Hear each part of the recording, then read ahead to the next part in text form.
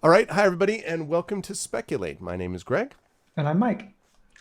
And I'm Brandon. And I'm Brandon. Wait a minute. What? What? There is a third voice on the show. There is a third voice on the show, people. And yes, it is wonderful to have Mike here, as always. But we're very happy to announce a third member of the official crew has joined. Now, of course, the voice of Brandon O'Brien is not unfamiliar to anyone who has listened to Speculate in the past. In fact, over most of the last year, you probably have heard Brandon more than either Mike or me because we've been doing a whole lot of Blades in the Dark in case of the Cindered Seal. But beyond that, we are very excited to announce that joining the official roster of co-hosts of Speculate is actually only let me count up now, one, two, three, the fourth co-host in Speculate history. And this show's been running for a decade, let me say. So, we have added a fourth co-host and the third current co-host, and that is Brandon O'Brien. So, Brandon, welcome to the official roster, my friend. How are you Thank you feeling very about much. this momentous moment? Um, I'm part of me is actually really confused because I want to say thanks for having me on the team, but like I've been Yeah, it's here like for so long. it's just making it official, right? Like, Yeah, Right. And but it's I'm really excited to like actually like commit more of my energy to this now since like it's been going so well. I'm having fun with all of you, so might as well make it official. yeah, it really felt like a logical next step. And I think, if I'm remembering correctly, Greg and I independently had this thought and then brought it to each other, it which was made true. it very easy I've got a to great idea. No, I have a great idea. What do you think about this? And we're like, all right then. Like that's just so that yeah. was a very easy conversation. Yes. But Brandon, I'd love to give you a minute or so to really more thoroughly introduce yourself to the audience, Yeah, please. just in case folks weren't necessarily picking up on any of the other introductions. And I know you wear a lot of hats, and so I'd love to let you show them off. Um, okay, yeah. Hi everybody. I'm Brandon O'Brien. I'm a speculative fiction writer, poet, and game designer, living and working in Trinidad and Tobago. Um, I am the GM of the Speculate Blades in the Dark miniseries, The Case of the Cindered Seal, for which I have written a crew sheet for Blades in the Dark that allows players to play as a crew of fugitives. I also have designed a great deal of other games, including working on my own Blades in the Dark hack called Sound Clash. And yeah, I think like that's most of what I have going on right now at the moment. I mean, and yeah, like as may happen more often, Brandon's selling himself a bit short. Also, the former poetry editor of Fire magazine, almost like like so there's I tried to keep it short. yeah, I yeah. tried to keep it to the Trying to things give you that just the immediately highlights of the matter. career, yeah. But no, seriously, I'm actually I really really appreciate. First of all, Brandon's is a really good person, but beyond that, I really appreciate. I think Brandon has I think, and I don't know, maybe this is just because I'm noticing it more, but I feel that when Mike and I made the shift, and this was, somewhat Mike's impetus initially to kind of make this adjustment, but it was something I went along with happily because I had been starting to think along the same lines about wanting to talk not just about writing, but about melding my love for gaming in it. And Mike felt the same way.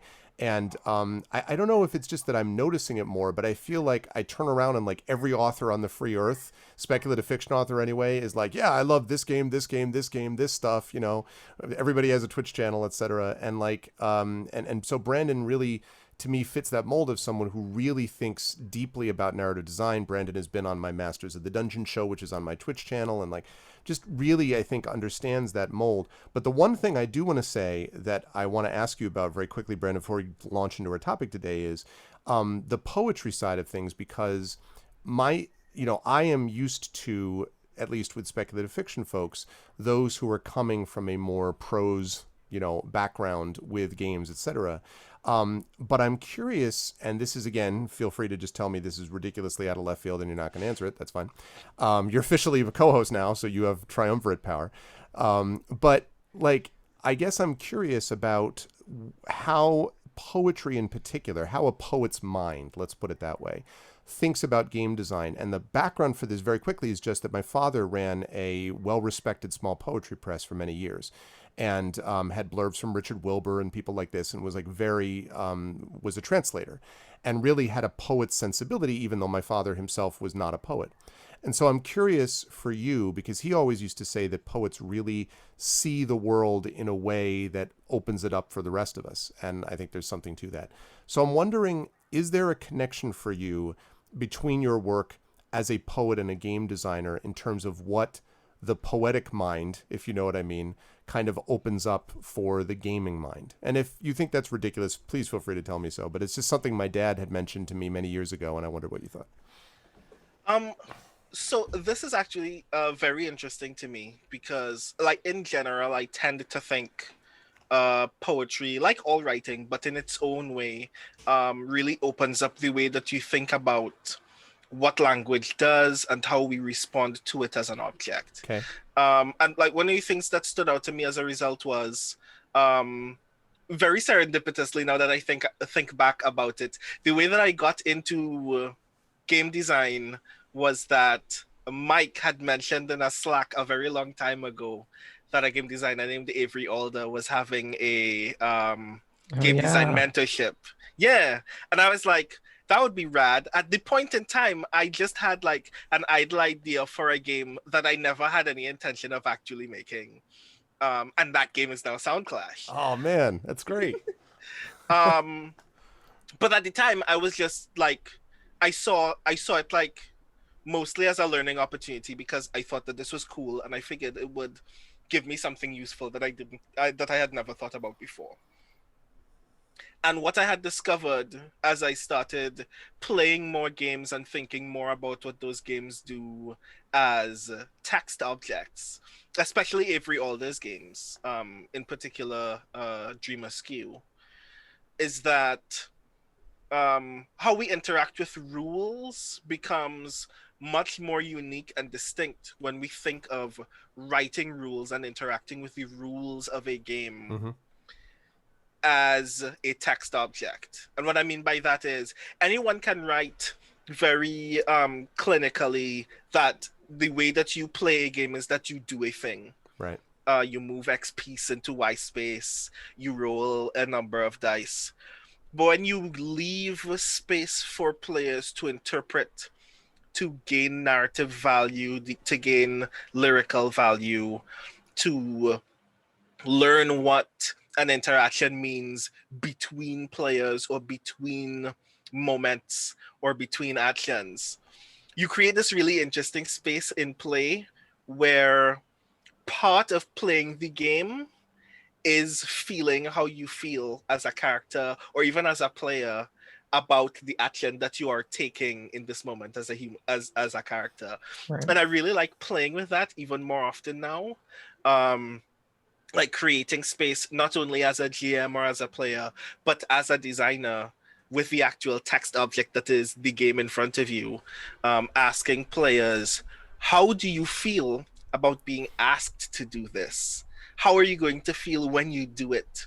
Are you going to create this new experience as you do this thing? And like that is really mind-blowing a practice for me, not only as a designer, but it's really opening up a great deal of space for me as a poet again, which is really riveting to me. Wow, that's cool. So that's been really inspiring for both kinds of work, and I really like being able to, as a result, give that to people to experience, because it's almost like writing a poem that people get to read and interact with more than once, right, among people, among their friends, among strangers, and like that's really cool.